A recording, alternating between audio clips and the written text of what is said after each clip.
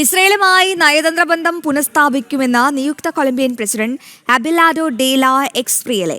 ഇസ്രയേലിലെ എംബസിയുടെ പ്രവർത്തനവും പുനരാരംഭിക്കും. 14 രാജ്യങ്ങളിലെ എംബസികളും 15 കൗൺസിലേറ്റുകളും അടച്ചുപൂട്ടാനും നിയുക്ത പ്രസിഡന്റ് തീരുമാനമെടുത്തിട്ടുണ്ട്.